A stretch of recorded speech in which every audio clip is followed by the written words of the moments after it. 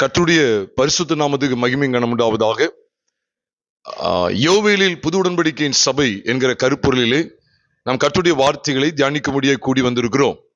இந்த யோவேல் என்கிற புஸ்தகமானது வேதாகமத்தினுடைய 29வது புஸ்தகமாய் அறியப்பட்டிருக்கிறது.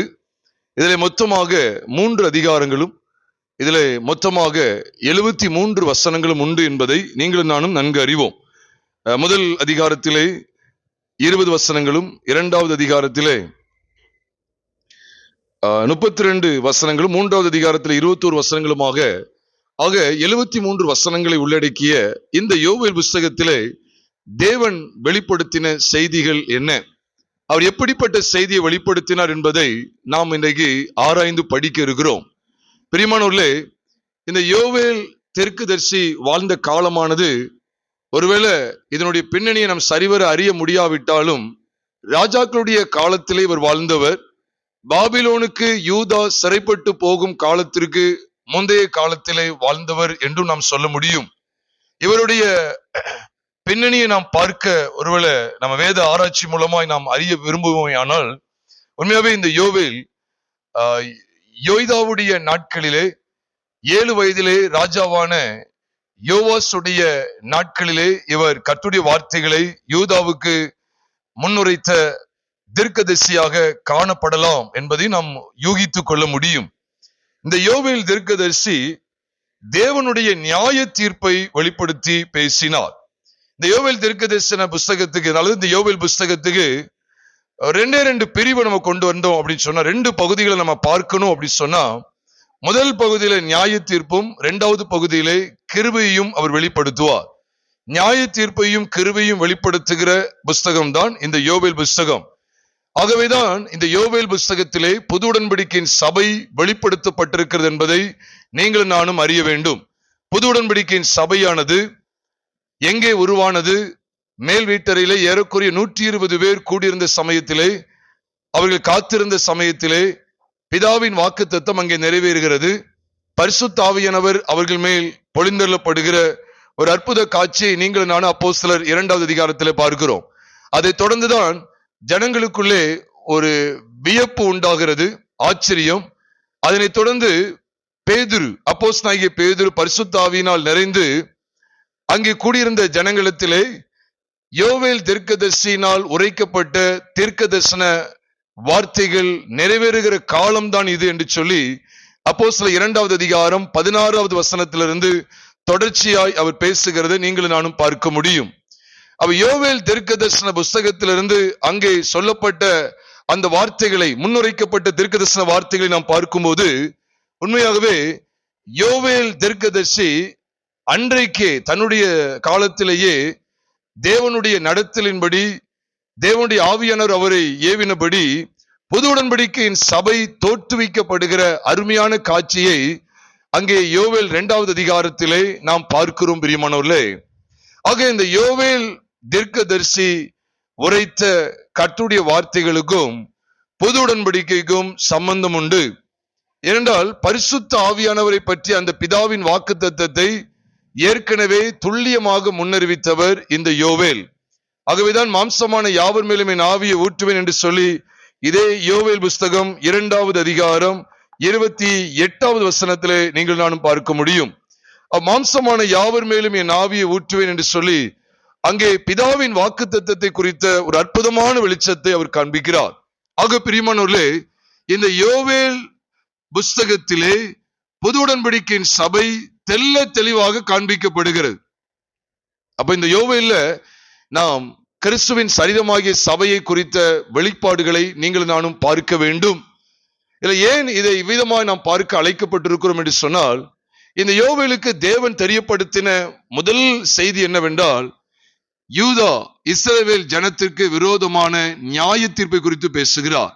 அது தன் பாவங்களினால் எவ்வளவு அல்லல் படுகிறது, எவ்வளவாய் பாழாக்கப்பட்டது, எவ்வளவாய் வெட்டுக்கிளிகள் அவருடைய பலனை அரித்து போட்டது என்கிற காட்சி எல்லாம் அதிலே முதலாவது ஜனங்களுக்கு வருகிற நியாய தீர்ப்பாக காண்பித்து கொடுக்கிறார். அது மாத்திரமல்ல, பாபிலோன் ராஜா நேபுகாத்நேச்சர் வரப்போகிறான் என்கிற தீர்க்க தரிசன வாக்கியமும் அங்கே காண்பிக்கப்பட்டது. பாபிலோனிய சிறைபிடிப்பு குறித்த தீர்க்க தரிசன வாக்கியங்களையும் யோவேல் முன்னறிவித்தார். நம்ம எல்லாருக்கும் தெரியும், பாபிலோனிய சிறைபிடிப்புக்கு பிற்பாடு செருபாபேல் தலைமையிலே கர்த்தருக்கென்று பரிசுத்த ஆலயம் எழும்பின விதமானது புது உடன்படிக்கையின் சபைக்கு அடையாளமாய் இருக்கிறது என்பதை முந்தைய தியானங்களிலே எத்தனையோ காரியங்களை நாம் சிந்தித்து பார்த்தோம். எரேமியாவுக்கு தேவன் எரேமியா 31வது அதிகாரத்திலே பாபிலோனிய சிறைபிடிப்புக்கு போகிற ஜனத்துக்குள்ளாக அழுகையும் கசப்பான கூக்குரலும் கேட்கப்பட்டது.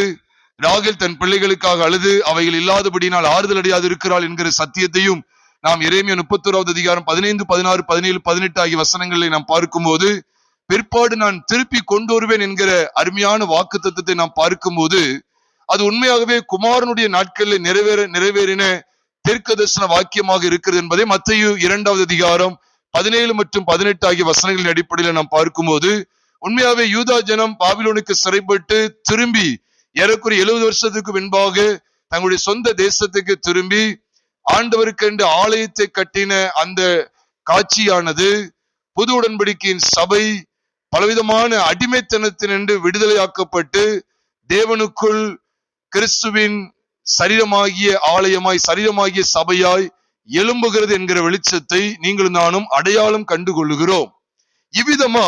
இவ்விதமான ஒரு வெளிப்பாடான தீர்க்க தரிசன வாக்கியங்களை யோவேல் தீர்க்கதரிசிக்கும் ஆண்டவர் வெளிப்படுத்தினார்.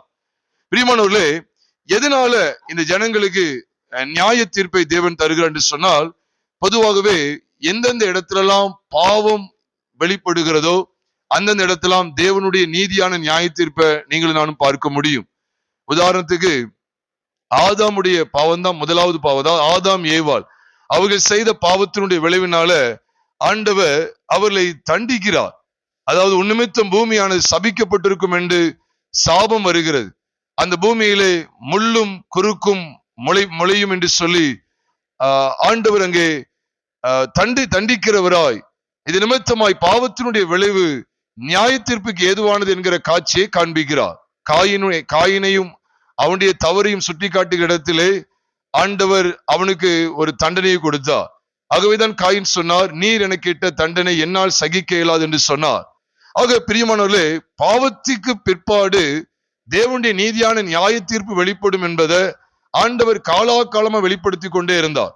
அது எந்த பாவம்? அப்ப நோவாவுடைய காலத்துல ஜனங்கள் செய்த பாவங்கள், அதை தொடர்ந்து வந்த விளைவுகளாக இருக்கட்டும், சோதோம் குமோரா நாட்களிலே பாவம், அதை தொடர்ந்து வந்த விளைவுகளாக இருக்கட்டும், எல்லாவற்றுக்கும் பின்னால நீங்க கவனித்து பாருங்க, எல்லா பாவத்திற்கும் விளைவாய் தேவனுடைய நியாய தீர்ப்பு வெளிப்படுகிறத காலாகாலமா நம்ம பார்த்து வருகிறோம்.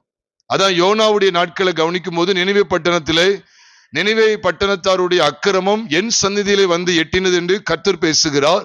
அப்போ இன்னும் 40 நாட்கள் உண்டு, இன்னும் 40 நாள் உண்டு, அப்பொழுது நினிவே என்ன செய்யப்பட்டு போகும்? கவிழ்க்கப்பட்டு போகும் என்று சொல்லும் போது பாவத்துக்கு ஆண்டவரிடத்திலிருந்து நீதியான நியாய தீர்ப்பு வரும் என்பதை தேவன் பல்வேறு இடங்களிலே எச்சரித்து கொண்டே வந்தார்.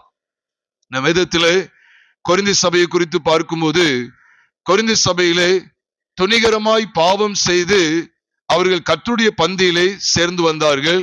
அது நிமித்தமாய் சிலரை ஆண்டவர் வியாதிக்கு உட்படுத்தினார், சிலரை மரணத்துக்கு ஒப்பு கொடுத்து விட்டார் என்பதை நாம் 1 கொரிந்தியர் 11வது அதிகாரம் 30வது வசனத்திலே வாசிக்க முடியும். சிலர் வியாதிப்பட்டார்கள், சிலர் நித்திரையும் அடைந்தார் என்று சொல்லும் போது மரணத்துக்கு ஒப்பு கொடுத்து விட்டார். அல்ல, தேவனுடைய நியாய தீர்ப்பு எவ்விதமாய் வெளிப்படுகிறது என்று நாம் பார்ப்போமே ஆனால், எப்படிப்பட்ட சமயத்தில் வெளிப்படுகிறது என்று நாம் பார்ப்போமே ஆனால், பாவத்தின் விளைவினால், பாவத்தின் சம்பளம் மரணம் என்று வேதம் சொல்லுகிறது. ஆக இந்த முதல் செஷன்ல நீங்களும் நானும் அறிய வேண்டிய விலையேற பெற்ற செய்தி என்ன? பாவத்திற்கு நீதியான தண்டனை தேவனிடத்திலிருந்து கிடைக்கும். அதனாலதான் ஆண்டவர் எசேக்கியேல் 18வது அதிகாரம் முதல் 5 வசனங்களுக்குள்ளே வாசிக்கும் போது வேதம் சொல்லுகிறது, பிதாக்கள் திராட்சை காய்களை தின்றார்கள், பிள்ளைகளின் பற்கள் கூசி போயின என்கிற பழமொழி இனி இஸ்ரவேலில் சொல்லப்படாது. எல்லா ஆத்துமாக்களும் என்னுடையது, பாவம் செய்கிற ஆத்துமாவே சாகும் என்று அவர் சொல்லுகிறதை நாம் பார்க்கிறோம். தகப்பனுடைய ஆத்துமா எப்படியோ மகனுடைய ஆத்துமாவும் அப்படியே என்று சொல்லி பாவம் செய்கிற ஆத்துமாவை சாகும் என்று ஆண்டவர் நீதியான தீர்ப்பை காண்பிக்கிறார். இதைத்தான் இந்த யோவேல் புஸ்தகத்திலே நாம் திட்டவட்டமாய் அறிகிறோம் பிரியமானவர்களே. அதனாலதான் நீங்க முதல் 5 அல்லது 6 வசனங்களை நாம் பார்க்கும்போது, ஏன் அதை தொடர்ந்துள்ள வசனங்களையும் பார்க்கும்போது, ஜனங்கள் எவ்வளவாய் பாதிப்பை சந்திக்கிறார்கள், எவ்வளவாய் அவர்கள் அழிவுக்கும் நாசத்துக்கும் ஏதுவானவர்களாய் காணப்படுகிறார்கள். அவர்களுடைய ஆசாரிகள் முதற்கொண்டு சாதாரண மனிதன் வரைக்கும் எவ்வளவு பெரிய பாதிப்பை சந்திக்கிறான் என்பதை கர்த்தர் யோவேல் தீர்க்கதரிசி மூலமாய் ஜனங்களுக்கு தெரியப்படுத்த சித்தம் கொண்டார். மனிதர்களுக்கு மாத்திரமல்ல, அவர்களுடைய உடைமைகள், பொருட்கள், அவர்களுடைய சொத்து சம்பத்து என்று சொல்லக்கூடிய விதத்திலே அவர்களுடைய வயல் நிலங்கள் கூட பாழாய் போனது என்று சொல்லி நாம் அடுத்தடுத்த வார்த்தைகள்ல பார்க்கும்போது, அவர்களுடைய திராட்சை செடி, அவர்களுடைய அத்திமரம், இது போன்ற அவர்களுடைய சம்பத்துகள் எல்லாமே அழிந்து நாசமாகிற காட்சியை தேவன் யோவேல் மூலமாய் இங்கே தெரியப்படுத்துகிறார் என்று சொன்னால், பாவத்தின் சம்பளம் மரணம் என்பதை வெளிப்படுத்தி கொண்டே இருக்கிறார். இதுக்கும் புது உடன்படிக்கையின் சபைக்கு என்ன சம்பந்தம் அப்படின்னு சொல்லி பார்ப்போமே. ஆனால் பிரியமானவர்களே, அந்த முந்தின ஆதாமை வேதம் காண்பிக்கும் போது அவன் தேவ மகிமையிலே காணப்பட்ட மனுஷனாய் இருந்தான், மகிமையினாலும் கனத்தினாலும் முடிசூட்டப்பட்ட மனுஷனாய் இருந்தான் என்று சொல்லி கூட நாம் வேதத்திலே எபிரேயர் 2வது அதிகாரம் 7ஆம் வசனத்தின் அடிப்படையிலையும் சங்கீதம் 8வது சங்கீதம் 5, 6 ஆகிய வசனங்களின் அடிப்படையில் நாம் பார்க்கும்போது, அவன் மகிமையினாலும் கனத்தினாலும் முடிசூட்டப்பட்ட மனிதனாய், he was crowned அப்படின்னு கூட சொல்ல முடியும். அவன் கிரீடம் தரிப்பிக்கப்பட்ட மனுஷனாய், முடிசூட்டப்பட்ட மனுஷனாய் காணப்பட்டிருந்தான். பாவத்தின் விளைவினாலே எல்லாவற்றையும் அவன் இழந்து போகிறான், எல்லா பலனையும் அவன் இழந்து போகிறான், எல்லாம் அவனுக்கு கீழ்பட்டு இருக்க காணோம். அப்ப அதைத்தான் யோவேல் சொல்லும் போது, யோவேலுடைய புஸ்தகம் ஒருவேளை முதல் அதிகாரத்தில் நம்ம இப்படிப்பட்ட காட்சியை நாம் பார்க்க நேரிட்டாலும், ஒட்டுமொத்த ஆதாமுடைய சந்ததியையும், ஒட்டுமொத்த ஆதாமுடைய அந்த சுபாவத்தினால் வெளிப்பட்ட அந்த பாவங்களையும் அவர் காண்பித்து கொடுக்க தவறவில்லை. அவர் காண்பித்து கொடுத்ததனுடைய பின்னணி எல்லாம் நீங்க கவனிச்சு பாருங்க. அங்கே முந்தின மனுஷனாகிய ஜென்ம சுபாவத்துக்குரிய ஆதாம் காணப்படுகிறான். அதனால ஏற்பட்ட விளைவுகள், வாழ்க்கையிலே சமாதானம் இல்லை, வாழ்க்கையிலே இழப்புக்கு மேல் இழப்பு வந்துகிட்டே இருக்கிறது. பிரியமானவர்களே, இதை சிந்திக்கும்படியாகத்தான் தேவன் நமக்கு பழைய ஏற்பாட்டை காண்பிக்கிறார். ஒரு மனிதன் அந்த ஆதாம் மூலமா அநேகர் பாவிகளாக்கப்பட்டார் என்று சொல்லி நீங்களும் நானும் ரோமர் 5வது அதிகாரம் 19ஆம் வசனத்திலே தெள்ள தெளிவாக வாசிக்கிறோம். ஒரு மனுஷனுடைய கீழ்ப்படியாமையினாலே அநேகர் பாவிகளாக்கப்பட்டது போல ஒருவருடைய கீழ்ப்படிதலினாலே அநேகர் நீதிமான்களாக்கப்படுவார்கள் என்று ரோமர் 5வது அதிகாரம் 19ஆம் வசனத்திலே சொல்லப்பட்டிருக்கிறது. அப்போ நீங்க பிரசங்கி 9:18 வாசிக்கும் போதும் கூட அந்த வசனத்தின் பின்பகுதியில் எழுதப்பட்டிருக்கு. பிரசங்கி 9:18 பின்பகுதியிலே, பாவியான ஒருவன் மிகுந்த நன்மையை கெடுப்பான் என்று வேதம் சொல்லுகிறது. ஆக யூதா ஜனம் ஆதாமின் மீறுதலுக்கு ஒப்பாய், ஆதாமின் சாயலுக்கு ஒப்பாய், அவனுடைய பாவங்களுக்கு ஒப்பாய் சகலவிதமான பாவங்களை நடப்பித்து நடப்பித்து நடப்பித்து அவர்கள் தண்டனைக்கு பாத்திரர்களாய், இழப்புக்கு தகுந்தவர்களாய், தேவனிடத்திலிருந்து தண்டனையை பெற்றுக் கொள்வதற்கு பாத்திரர்களாய் காணப்பட்டிருந்தார்கள். இந்த காட்சியை தான் நாம் பழைய ஏற்பாட்டு முழுக்க பார்க்கிறோம். ஆதியாமத்திலிருந்து மல்கியா வரைக்கும் பார்க்கும்போது ஜனங்களுடைய பாவத்தின் நிமித்தமாய் அவர்களுக்கு வந்து சேர்ந்த தண்டனைகள் எவ்வளவு பயங்கரமானது என்பதை தேவன் ஆதியாமத்திலிருந்து மல்கியா வரைக்கும் வெட்ட வெளிச்சமா ஜனங்களுக்கு காண்பித்துக் கொண்டே இருந்தார். அப்ப அதைத்தான் யோவேல் காண்பித்துக் கொடுக்கிறார். அதை காண்பிச்சுட்டு அதுக்கு அடுத்து 2வது அதிகாரத்துக்கு வரும்போது புது உடன்படிக்கையின் மத்தியஸ்தர் வெளிப்படுகிறார் என்கிற அற்புதமான சத்தியத்தை அவர் பிரகடனப்படுத்த ஆவியானவரால் அவர் நடத்தப்பட்டார். இதை அறிய வேண்டும். அது மாத்திரமல்ல, 3வது அதிகாரத்திலே யுகா யுகமாய் தேவனோடு கூட அரசாட்சி செய்ய போகிறோம் என்று சொல்லி அவருடைய 1000 வருட அரசாட்சி காலம், கடைசி பயங்கரமான யுத்தத்தை தொடர்ந்து அவரோடு கூட எக்காலத்திலும் நாம் நிலைத்திருக்கிற அந்த மகா மேன்மையான தேவனுடைய ராஜ்யத்தில் காணப்படுகிற அனுபவத்தை குறித்து அவர் பேசுகிறார். ஆக பிரியமானவர்களே, இந்த 3 அதிகாரங்கள் சொல்லி சாதாரண எண்ணிவிடக்கூடாது. அதிகாரத்துல ஒட்டுமொத்த பழைய உடன்படிக்கையினுடைய சாரத்தையும் அவர் காண்பித்து கொடுக்கிறார். அதிகாரத்துல ஒட்டுமொத்த பழைய உடன்படிக்கையும் எவ்வளவு தண்டனைக்கு பாத்திரமா இருக்கிறது. ஒரு அதிகாரம் தான், ஆனா ஒரு ஏற்பாடு முழுவதையுமே காமிச்சு கொடுக்கிற ரத்தின சுருக்கமாய் பாவத்தின் விளைவினால் ஜனங்களுக்கு வருகிற தண்டனைகள் மகா கொடூரமானவைகள் அதை காண்பித்து கொடுத்துடுது. ஏன்னா பஞ்சம் வருது, பஞ்சம், பட்டயம், கொள்ளை நோய், மிருகங்களினால் நாசமாக்குற காட்சி எல்லாம் 4 விதமான நியாய தீர்ப்பை குறித்து நீங்களும் நானும் எசேக்கியேல் 14வது அதிகாரம் 15, 16, 17, 18, 19 ஆகிய வசனங்கள் எல்லாம் பார்க்கும்போது அங்கே வெளிப்படுத்தப்பட்டிருக்கிறது 4 விதமான நியாய தீர்ப்புகள், 4 விதமான தண்டனைகள். அப்போ இந்த யோவேலுக்கு வெளிப்படுத்தப்பட்ட 2 விசேஷித்த காரியங்கள் என்ன? ஒன்று, அது முதலாவது நியாய தீர்ப்பு, பாவத்திற்கு வரக்கூடிய நீதியான நியாய தீர்ப்பு, தண்டனை. இரண்டாவது, கிருபையினாலே ஏற்படுத்தப்படுகிற புது உடன்படிக்கையின் சபை. அது பரிசுத்த ஆவியானவர் தான் அவர் வெளிப்படுகிறார். கிறிஸ்துவனுடைய பாடுகள், அவருடைய மரணம், அடக்கம் மற்றும் உயிர்த்தெழுதலை தொடர்ந்து பரிசுத்த ஆவியானவர் சபைக்கு கொடுக்கப்பட்டு என்றென்றைக்கும் இருக்கும்படியாய் கொடுக்கப்பட்டு சபை பரிசுத்த ஆவியானுடைய ஆளுகைக்கு உட்பட்டு, அவருடைய வரங்களுக்கு உட்பட்டு, அவருடைய நடத்தலுக்கு உட்பட்டு ஜீவிக்க வேண்டும் என்கிற அருமையான வெளிச்சத்தை காண்பித்துக் கொடுப்பதோடு மட்டுமல்லாமல் புது உடன்படிக்கையின் சபையை கர்த்தர் ஒரு காலத்தில் வந்து என்ன செய்வார்? தமக்கென்று மீட்டுக் கொள்வார், எடுத்துக்கொள்வார்.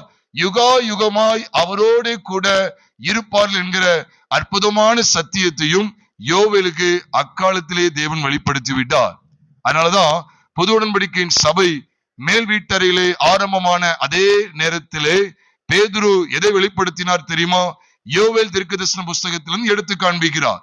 இதோ மாம்சமான யாவர் மேலும் என் ஆவியை ஊற்றுவேன் சொல்லி குமாரரை குறித்து, வாலிபரை குறித்து, மூப்பரை குறித்து இவ்விதமாய் ஆண்டவர் சபையை உருவாக்குகிற, புது உடன்படிக்கையின் சபையை ஏற்படுத்துகிற அருமையான சத்தியங்களை வெளிப்படுத்துகிறார்.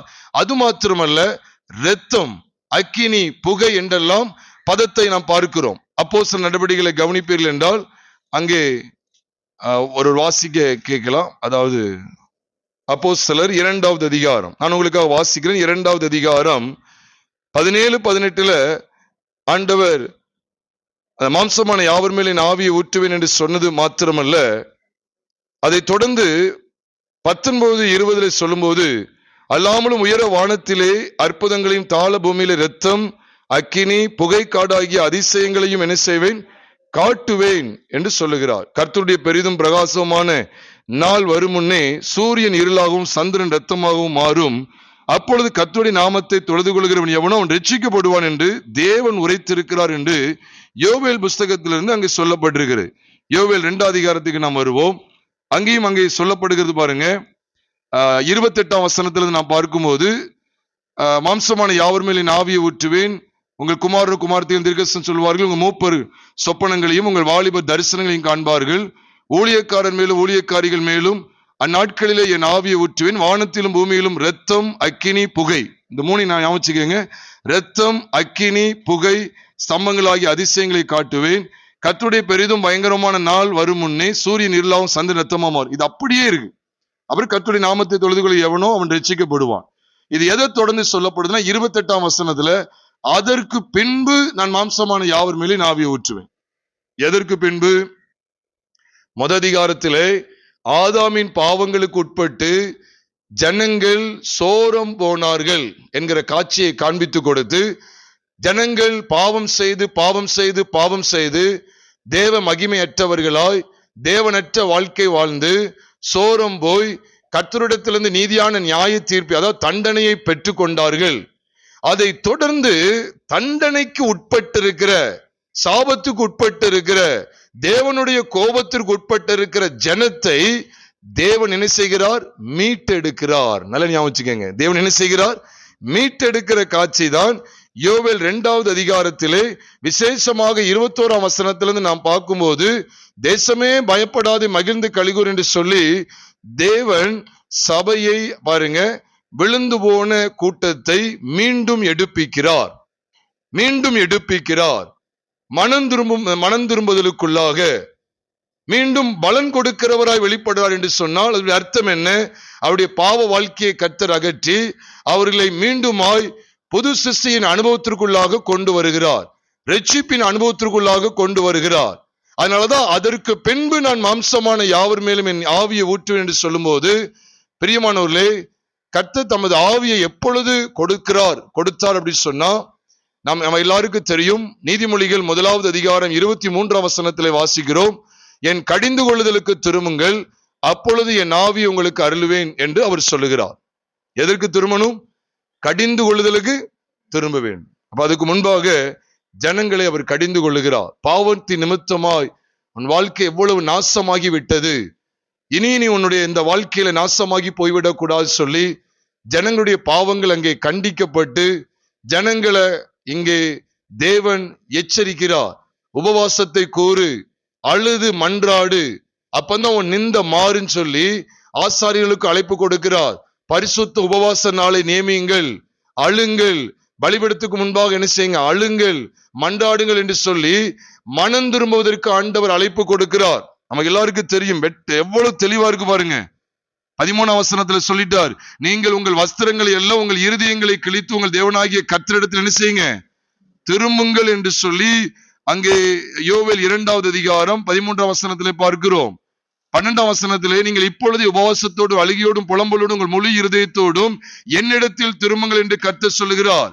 ஆக ஜனத்தினுடைய பாவத்தினால் ஏற்பட்ட விளைவு நியாயமான நீதியான தேவனுடைய நியாய தீர்ப்பை காண்பித்து கொடுத்ததும் அல்ல, அதை தொடர்ந்து அம்போ என்று விட்டுவிடல, இவ்வளவு பாதிப்புக்குள்ளான, இவ்வளவு சேதத்திற்கு உள்ளான ஜனமே, நீ மனம் திரும்பி உன் வாழ்க்கை கட்டப்படுவதற்கு உனக்கு வாய்ப்பு இருக்கிறது என்று சொல்லி மனம் திரும்புதலுக்கான அழைப்பை விடுக்கிறார். அதை தொடர்ந்து தேவன் உன்னை கட்டி எழுப்புவார் என்கிற வார்த்தையை வெளிப்படுத்தப்படுகிறது. அதை தொடர்ந்து பரிசுத்த ஆவியினால் உன்னை நடத்துவேன் சொல்லி ஆண்டவர் வாக்கு கொடுக்கிறார். அதனால கடிந்து கொள்றார். அதான் நீதிமொழிகள் 1:23 பார்க்கிறோம், என் கடிந்து கொள்ளுதலுக்கு திரும்புங்கள், அப்பொழுது என் ஆவி உங்களுக்கு அருளுவேன்னு சொல்லி சொல்றார். அவ கடிந்து கொள்ளுதலுக்கு திரும்பும் போதுதான். ஆகவே இதெல்லாமே கவனிச்சு பாத்தீங்கன்னா புது உடன்படிக்கையின் சபைக்கு பாருங்க வெட்ட வெளிச்சமா காண்பிக்கப்பட்டது. அதிகாரத்தில் நம்ம சொல்லிடலாம், ஆதாமின் மீறுதலுக்கு ஒப்பாய் வந்த அத்தனை சந்ததியினரும் தேவனுடைய நியாய தீர்ப்புக்கு உள்ளானவர்களாய் இருக்கிறார்கள், உள்ளாக்கப்பட்டுதான் பிறக்கிறார்கள் என்பதை ஆதியாகமத்திலிருந்து மல்கியா வரைக்கும் நாம் எப்படி பார்க்கிறோமோ அந்த ஒட்டுமொத்த காரியத்தை பழைய உடன்படிக்கையில் இருந்த காலங்கள் எல்லாவற்றையும், ஏன் இக்காலத்திலே அப்படிதான், பாவத்திலே மனிதன் பிறக்கிறான்.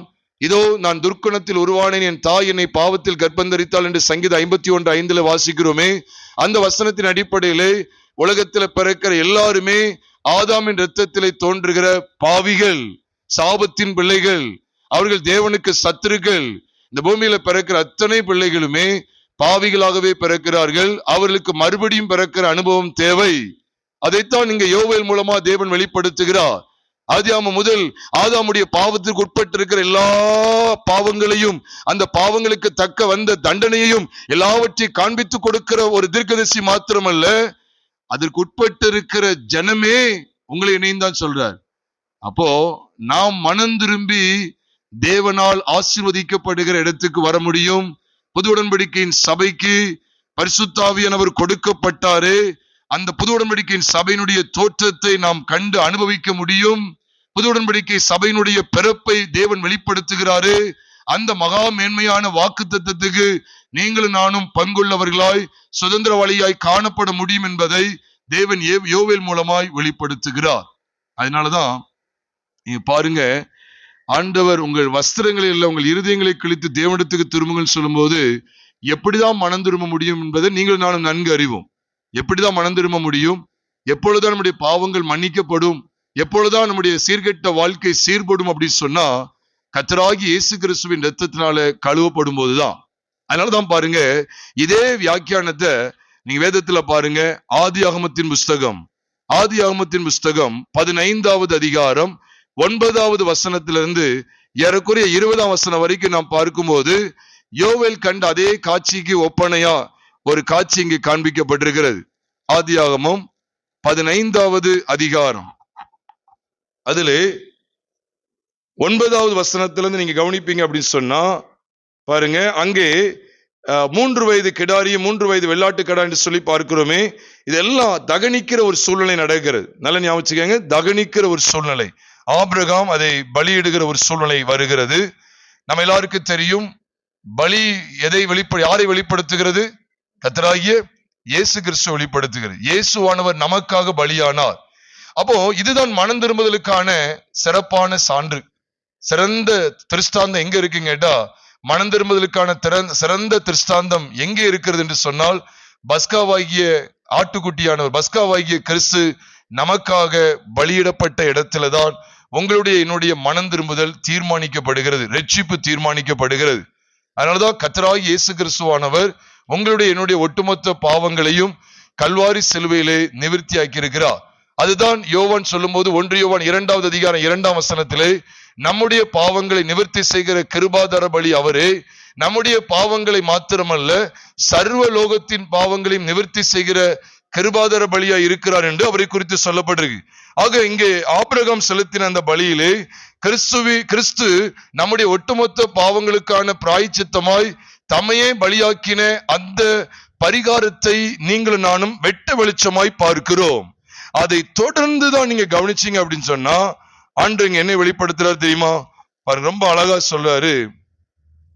இந்த இதை குறித்து காண்பிக்கிறார். அங்கே ஜனங்கள் விடுதலை ஆகிற விதத்தை குறித்து பேசுகிறார். எவ்வளவு நேர்த்தியா இருக்கு பாருங்க.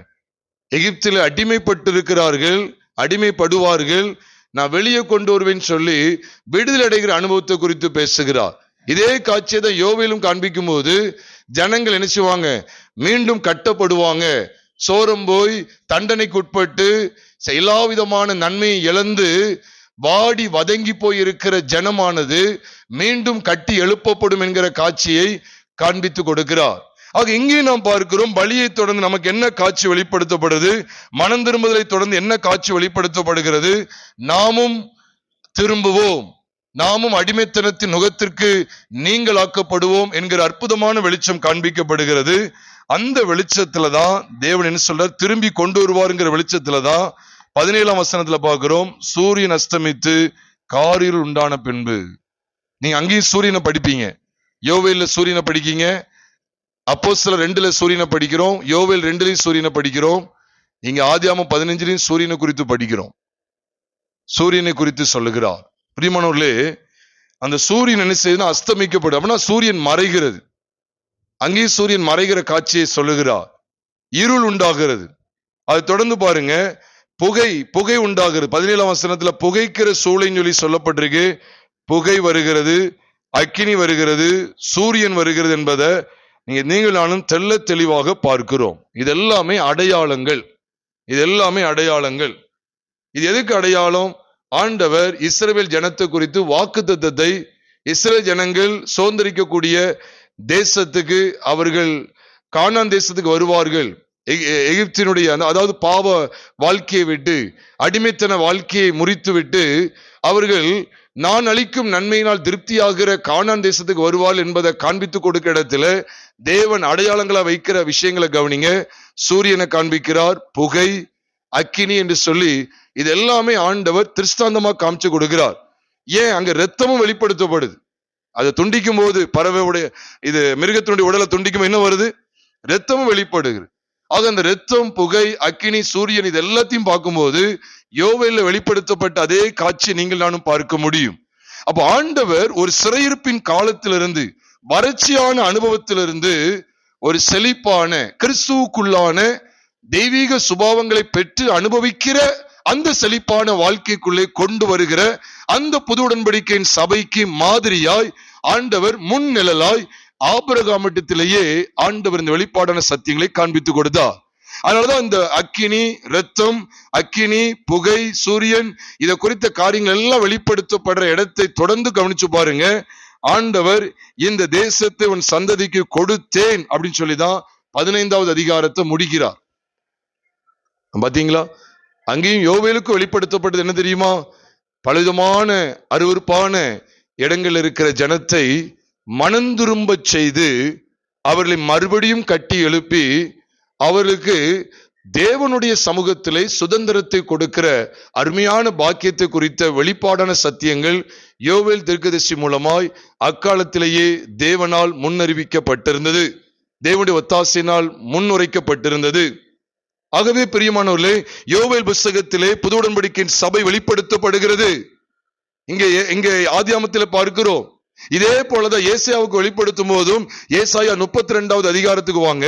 ஏசாயா 32வது அதிகாரத்திலே அங்கே நாம் பார்க்கும்போது, ஏசாயா 32வது அதிகாரம் ஏறக்குறைய 9வது வசனத்திலிருந்து நாம் பார்க்கும்போது, அங்க சுக ஜீவிகளான நிர்விசாரிகளான ஒரு பெரும் கூட்டத்தை தேவன் காண்பிக்கிறார். சுக ஜீவிகளான நிர்விசாரிகளான ஒரு பெரும் கூட்டத்தை காண்பித்து கொடுத்து என்ன சொன்னார் தெரியுமா?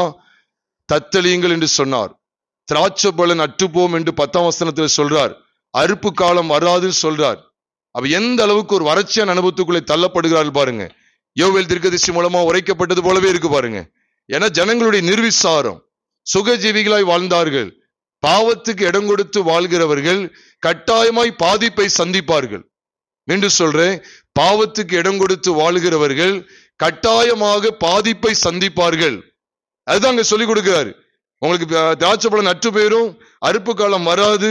அது தொடர்ந்து சொல்றாரு, நீங்க அறையில் ரெட்டை கட்டி கொள்ளுங்க, உடைய உரிந்து போட்டு அறையில் ரெட்டை கட்டி கொள்ளுங்கள்.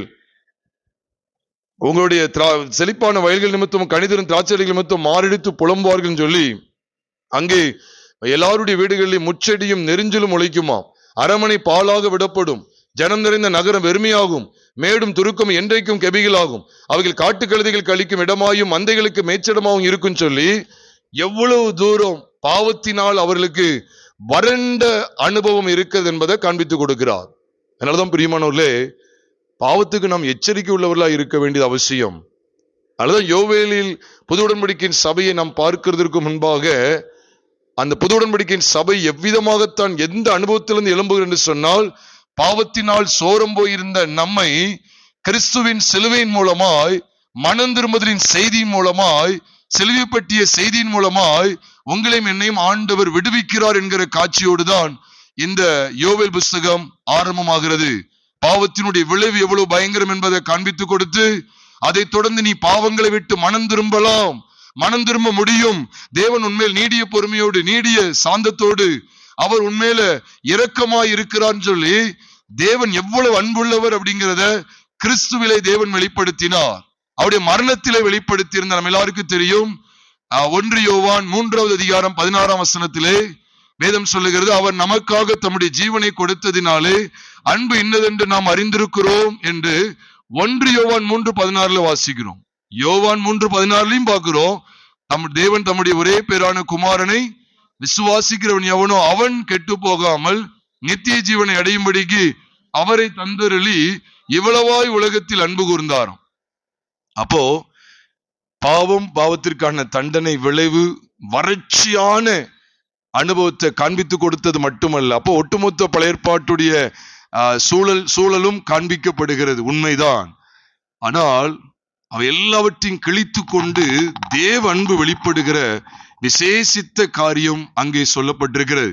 அப்ப அந்த விசேஷித்த காரியங்களை நீங்களும் நானும் இந்த யோவேல் மூலமாய் அறிந்து கொள்ளுகிறோம். பிரியமானவர்களே, கர்த்தருடைய பரிசுத்த நாமம் மகிமைப்படுவதா. இப்போ ஏசாயா 32வது அதிகாரம் 9ஆம் வசனத்திலிருந்து 14ஆம் வசனம் வரைக்கும் ஜனங்களுடைய நிர்விசாரத்தினால, ஜனங்களுடைய சுகஜீவிய அனுபவத்தினால எவ்வளவு பெரிய வறட்சி, எவ்வளவு பெரிய அழிவை சந்திக்கிறாங்கன்னு காமிச்சு கொடுத்தது மட்டுமல்ல, புது உடன்படிக்கையின் சபையை தேவன் எவ்விதமா கொண்டு வர்றாருங்கிற காட்சியும் ஏசாயாவுக்கு வெளிப்படுத்தப்படுது. 15ஆம் வசனத்தை வாசிக்க கேட்கலாம்.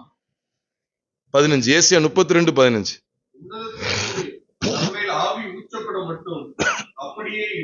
பாத்தீங்களா, உன்னதத்திலிருந்து நம்மேல் ஆவி ஊற்றப்படும் மட்டும் எப்படி இருக்கும்? அப்படின்னா பாவத்தின் விளைவினாலேயே வறட்சியான அனுபவம் இருக்கும். பாவத்தின் விளைவினால் வறட்சியான அனுபவமே இருக்கும். அப்ப யோவேல் காண்பிக்கிறது சரிதான். அப்ப எப்போ மனம் திரும்பி பரிசுத்தாவியினால் நிரப்பப்படுகிறார்களோ, பரிசுத்தாவியை பெற்றுக்கொள், எப்பொழுது மனம் திரும்பி பரிசுத்தாவியை பெற்றுக்கொள்கிறார்களோ, எவ்வளவு அழகா இருக்கு பார்த்தீங்களா?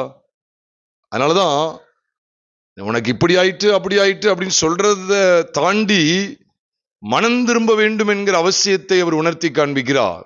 எல்லாம் நீங்க கவனிச்சு பாத்தீங்கன்னா ரொம்ப ஆச்சரியப்படுற ஒரு காரியம் என்ன தெரியுமா? ஒட்டுமொத்த வேதாகமே இந்த 3 அதிகாரங்களுக்குள்ள உலாவி கொண்டு இருக்கிறது.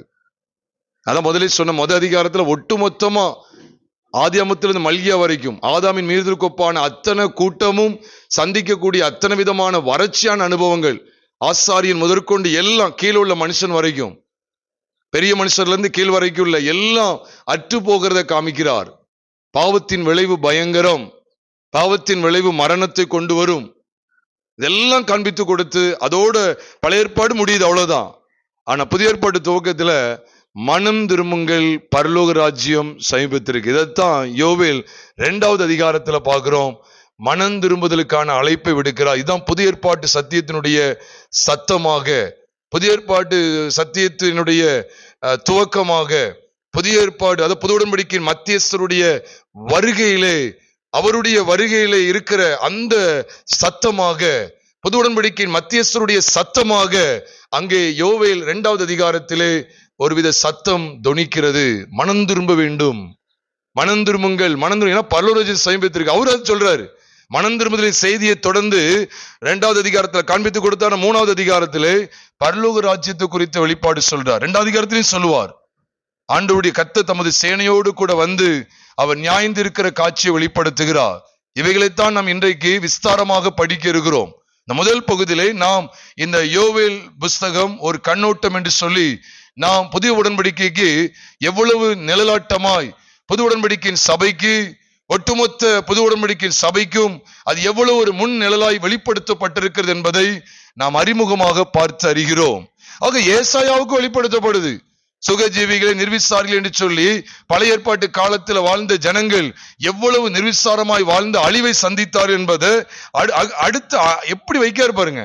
அடுக்கடுக்கா வச்சது போல அவ்வளவு தெல்ல தெளிவா அவருடைய பாவத்தின் விளைவினால எவ்வளவு பெரிய விளைவை, எவ்வளவு பெரிய ஆபத்தை அவர்கள் சந்தித்தார்கள் காட்சியை காண்பித்து கொடுத்துட்டு இது எது வரைக்கும் இருக்குன்னு சொல்லிட்டாரு தெரியுமா? புது உடன்படிக்கையின் சபை ஏற்படுத்துற வரைக்கும் இருக்கும்.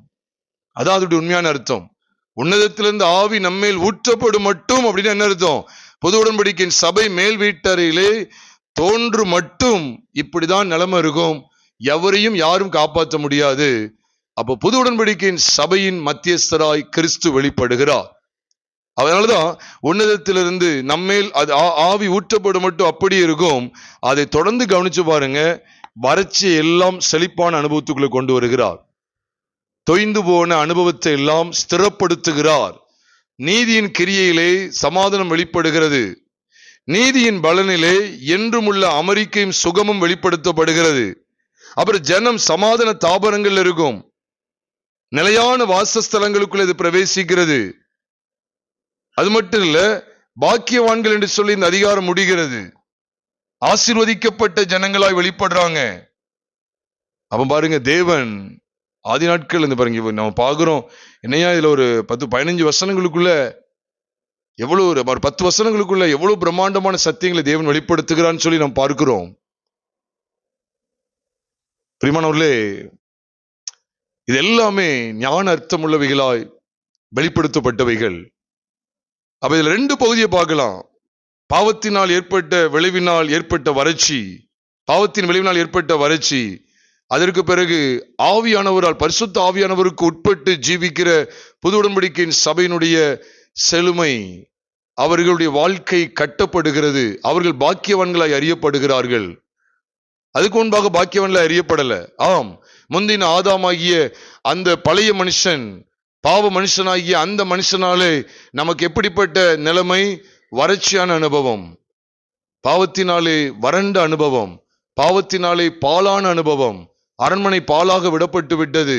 முள்ளும் குறுக்கும் எல்லாம் முளைத்து விட்டது. நெருஞ்சில் எல்லா விதத்திலும் பாதிப்பு. ஒரு வாழ்க்கை வாழ முடியாத அளவுக்கு போகிறது.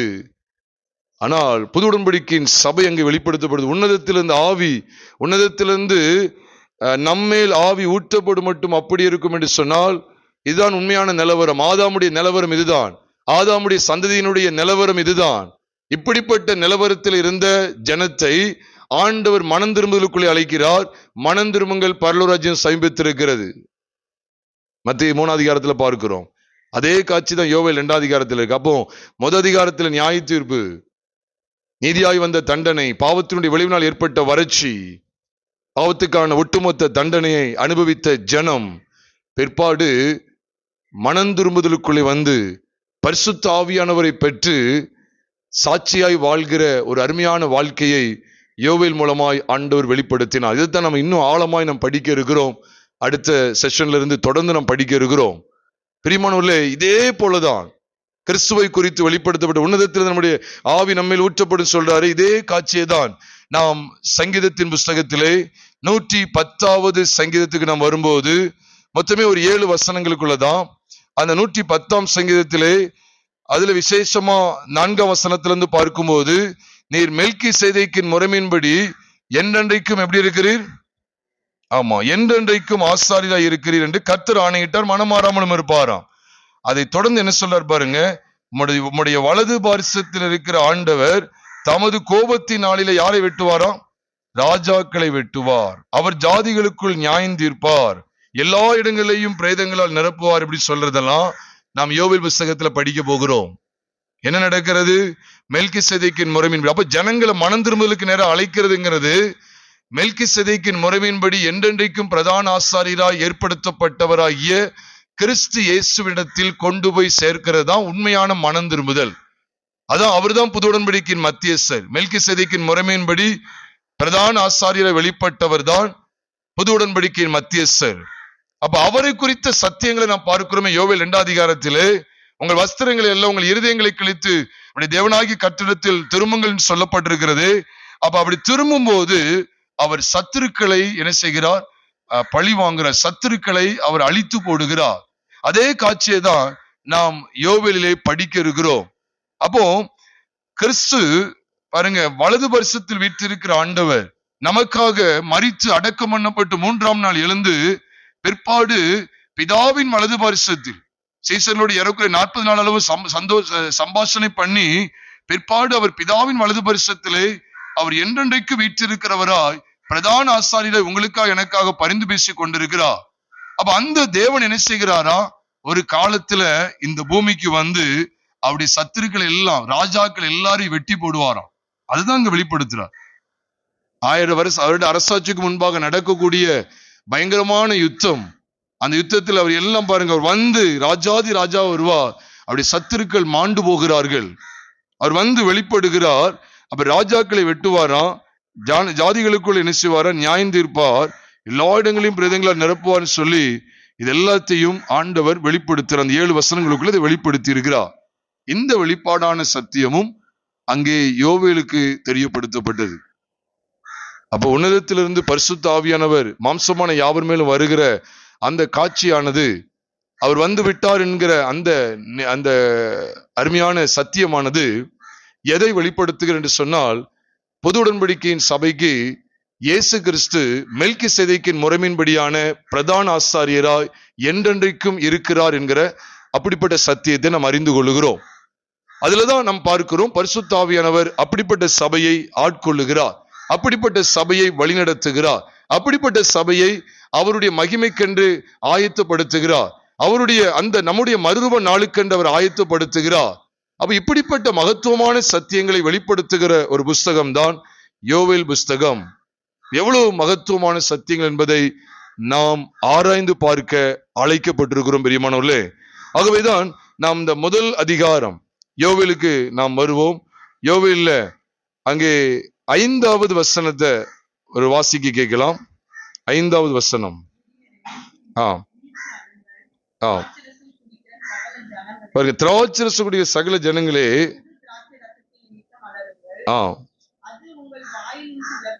பாருங்க, அது உங்கள் வாய் நின்று விளக்கப்பட்டது என்று சொல்லி ஜனங்களுடைய பாவத்து நிமித்தமாய் வரக்கூடிய செய்தி அங்கே சொல்லப்படுகிறது. அங்கே 3ஆம் வசனத்திலே பார்க்கிறோம், இந்த செய்தி சந்ததி சந்ததியாய் கடத்தப்பட வேண்டும் என்று தேவன் விரும்பினார். நீங்க கவனிச்சு பாத்தீங்கன்னா எல்லையே இருக்காது. அதனாலதான் இன்னைக்கும் இந்த செய்தி நமக்கு கடத்தப்பட்டிருக்கிறது. யோவேல் தீர்க்கதரிசியுடைய காலகட்டம் முதல் சந்ததி சந்ததியா இந்த செய்தி அறிவிக்கப்படணுமா. நீங்க பாருங்க, இதன் செய்தியை உங்கள் பிள்ளைகளுக்கு தெரிவியுங்கள், அதை உங்கள் பிள்ளைகள் தங்கள் பிள்ளைகளுக்கும் அவர்கள் தங்கள் பிள்ளைகளுக்கும் சந்ததியாருக்கும் தெரிவிக்க கடவுள் அப்படின்னு சொன்னா, அப்போ இந்த புஸ்தகம் ஆரம்பிக்கும் போதே நமக்கு எப்படிப்பட்ட வெளிச்சத்தை தெரியுதுன்னு சொன்னா, இப்ப நம்ம சற்று ஒரு சுருக்கமாய் தியானித்தோமே, இந்த யோவேல் புஸ்தகம் எதை பத்தி பேசுது அப்படின்னு சொல்லி தியானித்தோமே. முதல்ல நியாய தீர்ப்பும் பின்பாக கிருபையினால் சிங்காசனம் ஸ்தாபிக்கப்படுகிற, கிருபையினாலே தாவீதின் கூடாரம் ஸ்திரப்படுத்தப்படுகிற, கிருபையினாலே புது உடன்படிக்கையின் சபை என்ன செய்யப்படுது, வழி நடத்தப்படுகிற, கிருபையின் பிரமாணத்துக்கு உட்பட்டு இருக்கிற பரிசுத்த ஜீவித்துக் கொண்டிருக்கிற புது உடன்படிக்கையின் சபையை வெளிப்படுத்துகிற, அந்த புது உடன்படிக்கையின் சபையை கர்த்தர் ஒரு நாளிலே தமது மகிமைக்கு கொண்டு போவார் அப்படிங்கிற அற்புதமான சத்தியங்களை வெளிப்படுத்தி காண்பிக்கிற இந்த யோவேலில் புஸ்தகத்தில் சொல்லப்பட்ட சத்தியங்களானது சந்ததி சந்ததியாய், இதனுடைய செய்தி சந்ததி சந்ததியாய் அது கடந்து போக வேண்டும் என்று தேவன் விரும்பினார். இது எவ்வளவு பெரிய பெரிய ஸ்லாக்கியம் பாருங்க. மற்ற தீர்க்கதரிசன புஸ்தகத்தில் இப்படி சொல்லப்பட்டிருக்கான்னு தெரியாது, அதிக அளவு நமக்கு தெரியாது.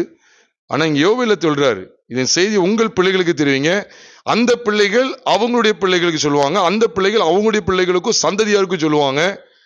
அப்போ ஆண்டு என்ன விரும்புறாருன்னா, தலைமுறை தலைமுறையாய் இந்த செய்தி கடத்தப்பட்டு கொண்டே இருக்கணும். அதனாலதான் யோவேலில் புது உடன்படிக்கையின் சபையை தியானிக்கும்படியாய் நாம் கூடியிருக்கிறோம். யோவேலில் சிலுவை பற்றிய உபதேசத்தை தழுவி கொண்டிருக்கிற புது உடன்படிக்கையின் சபையின் மகத்துவங்களை குறித்த சத்தியங்கள் தெள்ள தெளிவாய் வெளிப்படுத்தப்பட்டிருக்கிறதை நாம் தியானிக்கும்படியா இருக்கிறோம். ஆகவே இந்த முதல் செஷன்ல, முதல் அதிகாரத்துல நாம் மிக மிக அழுத்தம் கொடுக்கிற காரியம் தான், பாவத்தினாலே ஜனங்கள் சோரம் போய் விட்டார்கள். நீங்க ஒட்டுமொத்த பழைய ஏற்பாடுக்கும் ஒரே ஒரு வரியில நீங்க பதில் சொல்லணும் அப்படின்னு சொன்னா என்ன சொல்லலாம் தெரியுமா? என்கிட்ட கேட்டீங்கன்னா, இந்த ஒட்டுமொத்த பழைய ஏற்பாடுக்கும் என்னதான் நீங்க சொல்லுவீங்க கேட்டா, நான் உண்மையில ஒரு 2 வாக்கியங்களை கூட சொல்லுவேன். ஒரு வாக்கியம் என்ன தெரியுமா? ஆதாமின் மீறுதலுக்கு உட்பட்ட அத்தனை சந்ததியினரும், அது தாவி வம்சமா இருந்தாலும் சரிதான், அத்தனை சந்ததியினரும் கரைபட்டு சாபத்தின் பிள்ளைகளாய் மாறிவிட்டார்கள். இது ஒரு கூற்று. இன்னொரு கூற்று என்ன அப்படின்னா, அவர்கள் எவ்வளவுதான் முயற்சித்தாலும், எவ்வளவுதான் நியாயப்பிரமாணத்தை கை கொண்டிருந்தாலும் அவர்கள் தங்கள் பாவங்களில் விட்டு அவர்கள் மனம் திரும்ப வாய்ப்பு இல்லை, பாவங்களிலிருந்து விடுதலை பெற வாய்ப்பு இல்லை. இந்த 2 கூற்றை மட்டும் தான் நான் சொல்லுவேன். அப்ப இந்த 2க்கும் பதில் எங்க இருக்குன்னு கேட்டா, புதிய உடன்படிக்கையில் இருக்கிறது, புதிய ஏற்பாட்டில் இருக்கிறது, புது உடன்படிக்கையின் மத்தியஸ்தராகிய இயேசு கிறிஸ்துவிடத்தில் இருக்கிறது. அது என்ன பதில்? ஆதாமின் மீறுதலுக்கு ஒப்பாய் வந்த அத்தனை சந்ததியினரும், சாபத்தின் பிள்ளைகளா இருக்கிறாங்களே அத்தனை பிள்ளைகளையும் நீதிமான்களை மாற்றுகிற வல்லமை, கிருபை கர்த்தராகிய இயேசு கிறிஸ்துவிடத்தில் உண்டு. அவர்தான் நம்முடைய ஒட்டுமொத்த பாவங்களை சிலுவையிலே சுமந்து தீர்த்த தேவ ஆட்டுக்குட்டியானவர். 2வது கூற்று என்ன? இவர்கள் எவ்வளவு நியாயப்பிரமாணத்தை கை கொண்டிருந்தும் இவர்கள் தங்களுடைய சொந்த பாவங்களிலிருந்து விடுதலை பெற முடியாது. சரி, இதுக்கு என்ன தீர்வு? இயேசுவால் முடியும். அதுதான் ரோமர் 8:3 வாசிக்கிறோம். மாம்சத்தினாலே பலவீனமாயிருந்த நியாயப்பிரமாணம் செய்யக்கூடாது. அதனுடைய அர்த்தம் என்ன? நியாயப்பிரமாணத்தினாலே எவ்வித பலனையும் பெற முடியாமல் தவித்த இஸ்ரவேல் ஜனங்கள் இயேசு கிறிஸ்து மூலமாய் விடுதலை பெற முடியும். அதுதான் அங்கு சொல்லப்பட்டிருக்கிறது. மாம்சத்தினாலே பலவீனமாயிருந்த நியாயப்பிரமாணம் செய்யக்கூடாததை தேவனே செய்யும்படிக்கு தம்முடைய குமாரனை பாவ மாம்சத்தின் சாயலாகவும் பாவத்தை போக்கும் பலியாகவும் அனுப்பி மாம்சத்திலே பாவத்தை ஆக்கினைக்குள்ளாக தீர்த்தார். பாவத்தின் விளைவு, பாவத்தின் விளைவு, பாவத்தின் விளைவுன்னு சொல்லி எவ்வளவு கொடூரமான வறட்சியான அனுபவத்தெல்லாம், எவ்வளவு பயங்கரமான தண்டனை எல்லாம் யோவேல் மூலமா தேவன் வெளிப்படுத்தினாரு. அப்படிப்பட்ட கொடூரமான தண்டனைகளுக்கு ஏதுவான எல்லா பாவங்களையும் கிறிஸ்துவானவர் தம்முடைய மாம்சத்தில் என்ன செய்து விட்டார்? பரிகரித்து விட்டார் என்கிற அற்புதமான செய்தியை நீங்கள் நானும் படிக்கிறோம் பிரியமானோர்களே. அதனாலதான் முதல் அதிகாரத்துல ஒட்டுமொத்த பழைய ஏற்பாடுடைய அம்சத்தையும் காமிச்சு கொடுத்துட்டு, சாரத்தையும் காமிச்சு கொடுத்துட்டு, 2வது அதிகாரத்திலே புது உடன்படிக்கையின் சபையானது கிறிஸ்து இயேசுவின் மூலமா, அவருடைய இரத்தத்தின் மூலமாய், அவர் இரத்தத்தை பற்றுகிற விசுவாசத்தினாலே அவரிடத்திலே மனம் திரும்புகிறது. அவரிடத்திலே முழு மனதோடு முழு இருதயத்தோடு மனம் திரும்பி நீதிமான்கள் என்கிற சிறந்த அந்தஸ்திலே அவர்கள் கட்டி எழுப்பப்படுகிறார்கள். அருமையான காட்சி, புது உடன்படிக்கையின் சபையை குறித்த காட்சி வெளிப்படுத்தப்பட்டிருக்கிறது. நியாயப்பிரமாணத்தினால நம்ம விடுதலையாக்கப்பட முடியுமான்னு கேட்டா முடியாது. நீதிமான்களாக்கப்பட கூடுமான்னு கேட்டா கூடாது. அப்போஸ்தலனாகிய பவுல் மூலமாய் ஆவியானவர் அப்போஸ்தலர் 13வது அதிகாரம் 38 மற்றும் 39 ஆகிய 2 வசனங்களை பார்க்கும்போது அங்கே வேதம் சொல்லுகிறது, நியாயப்பிரமாணத்தினால நீங்கள் எவைகளினின்று விடுதலையாகி நீதிமான்களாக்கப்பட கூடாது இருந்ததோ அவரை விசுவாசிக்கிற எவனோ அவன் இவராலே விடுதலையாகி, அவைகளினின்று விடுதலையாகி நீதிமானாக்கப்படுகிறான் என்பது உங்களுக்கு தெரிந்திருக்க கடவுது என்று சொல்லி அப்போஸ்தலர் 13வது அதிகாரம் 38 மற்றும் 39 ஆகிய வசனங்களிலே நீங்கள் நானும் தெள்ள தெளிவாய் பார்க்கிறோம். அப்போ வசனம் சொல்லுது, மோசையின் நியாயப்பிரமாணத்தினாலே நீங்கள் எவைகளினின்று விடுதலையாகி நீதிமான்களாக்கப்பட கூடாது இருந்ததோ. அப்ப யாரை விசுவாசிக்கலாம் நடக்கும்? அப்ப யோவேல் யாரை கொண்டு வர்றாரு? நீ அவ செய்த எல்லா பாவத்துக்கும் தண்டனை இவ்வளவுதான் வாங்குவ, இவ்வளவு தண்டனை நீ வாங்கிதான் ஆகணும். ஆனா யாரு மூலமா? நியாயப்பிரமாணம் எதுவுமே காப்பாற்ற முடியல. கர்த்தரிடத்துல உண்மையாய் மனம் திரும்பும் போது, புது உடன்படிக்கையின் வாக்குத்தத்தமாய் பரிசுத்த ஆவியானவர் சபைக்கு கொடுக்கப்படும் போது நீங்களும் நானும் பாக்கியமுள்ள ஜனமாய் வாழ்ந்திருப்போம். அதை தொடர்ந்து அவர் ராஜாதி ராஜாவாய் நீதியுள்ள நியாயாதிபதியாய் வெளிப்படுவார். வெளிப்பட்டு சத்துருக்களை அவர் நினைச்சுவார், அழித்து நாசம் பண்ணுவார். நாம் என்றென்றைக்கும் அவரில் நிலைத்திருப்போம் என்கிற சத்தியம் யோவேல் 3வது அதிகாரம் கடைசி 2 வசனங்களை வாசிக்கும் போது விளங்கி கொள்ளுகிறோம். யூதாவோ சதா காலமாகவும் எருசலேம் தலைமுறை தலைமுறையாகவும் என்ன செய்யப்பட்டிருக்கும்? குடியேற்றப்பட்டிருக்கும். இது எழுத்தின்படி நினைச்சிடாதீங்க. உண்மையாவே இது ஒரு ஆவிக்குரிய மகிமையான வெளிச்சம். ஏதோ யூதா எருசலேம் என்று மட்டும் நினைத்து விடக்கூடாது. இது கர்த்தருடைய சபையும் குறிக்கும். உள்ளத்திலே யூதனானவனை யூதன் என்று வாசிக்கிறோமே, ரோமர் 2:28 புறம்பாக யூதனானவன் யூதன் அல்ல, உள்ளத்தில் யூதனானவனை யூதன் என்று சொல்லும் போது புது உடன்படிக்கையின் சபையாரைத்தான் இதுவும் காண்பிக்கிறது. யூதாவோ சதா காலமாகும். எழுத்தின்படி யூதா எருசலேமாக இருந்தாலும் ஆவிக்குரிய வெளிச்சத்திலே ஆவிக்குரிய யூதர்களாகிய உங்களையும் என்னையும் காண்பிக்கிறது. தலைமுறை நம்மளை குடியேற்றுகிறார். அது மாத்திரல, கடைசியா முடிக்கும் போது நான் தண்டியாமல் விட்டிருந்த அவளுடைய இரத்தப்பழியை தண்டியாமல் விடேன், கர்த்தர் சீயோனிலே வாசமாய் இருக்கிறார் என்று ஆண்டவர் வெளிப்படுத்துகிறார். கர்த்தர் சீயோனிலே வாசமாய் இருக்கிறார். அதோடுதான் இந்த செய்தி என்ன செய்து முடிகிறது. சீயோனிலே வாசமாய் இருக்கிறார். சீயோன் என்பது சபையை குறிக்கிறது, புது உடன்படிக்கையின் சபையை குறிக்கிறது. கர்த்தர் சீயோனிலே வாசமாய் இருக்கிறார். இதெல்லாமே ஒரு அவுட்லைன். கொஞ்சம் விஸ்தாரமா படிக்க போகிறோம். அப்ப யோவேல்ல நாம் காண்கிற அற்புதமான காட்சி எப்படிப்பட்டதா இருக்கிறதுன்னு சொன்னால், முன்பு பாவத்தினால் ஏற்பட்ட நியாய தீர்ப்பு, பின்பு மனம் திரும்புதலினால் ஏற்பட்ட புது உடன்படிக்கையின் சபை, மனம் திரும்புதலுக்கு உட்பட்டு எழும்புகிற புது உடன்படிக்கையின் சபை, முன்பு பாவத்தினால் உண்டான நியாய தீர்ப்புக்கு உள்ளான ஜனம், பிற்பாடு மனம் திரும்புதலுக்கு உட்பட்டு பரிசுத்த ஆவியானுடைய ஆளுகைக்கு உட்பட்டு எழும்புகிற புது உடன்படிக்கையின் சபை.